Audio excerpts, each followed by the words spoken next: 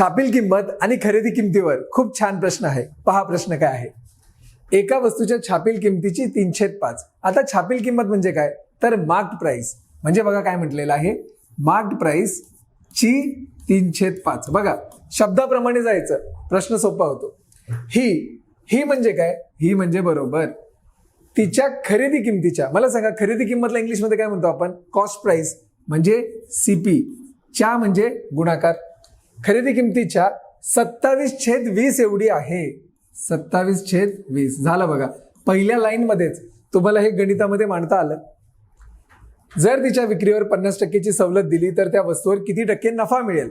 आधी आपण हे सोडवूया.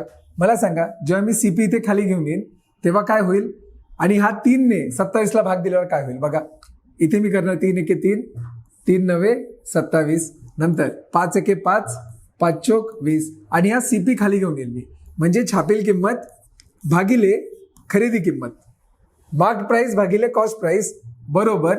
इथे काय उरलेलं आहे, इथे तर 1 उरलेलं आहे. इथे आहे 9/4, म्हणजे कॉस्ट प्राइस 9 असेल तर मार्क्ड प्राइस म्हणजे छापील किंमत 9 आहे. पुढे काय म्हटलंय, जर तिच्या विक्रीवर 50% सवलत दिली, म्हणजे जेव्हा आपण मार्क्ड प्राइसवर म्हणजे छापील किमतीवर 50% डिस्काउंट देणार. मला सांगा या 9 वर जर मी 50% डिस्काउंट दिलं तर मला सांगा 9चे 50% म्हणजे 4.5 रुपये, 4.5 रुपयाला ती वस्तू विकावी लागेल, म्हणजे ही झाली सेलिंग प्राइस, विक्री किंमत. आता लक्षात घ्या 4 रुपये जेव्हा खरेदी किंमत होती, विक्री किंमत झाली 4.5 रुपये, म्हणजे 4 रुपयावर 0.5चं प्रॉफिट मिळालं की नाही.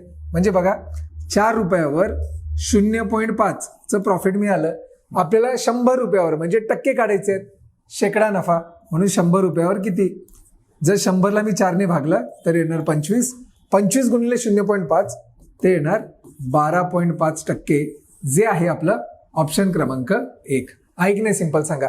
म्हणजे अशा पद्धतीने प्रश्न सोडवा, कोणत्याही प्रश्नाचं उत्तर तुम्हाला लगेच मिळणार. व्हिडिओ आवडल्यास नक्की लाईक करा.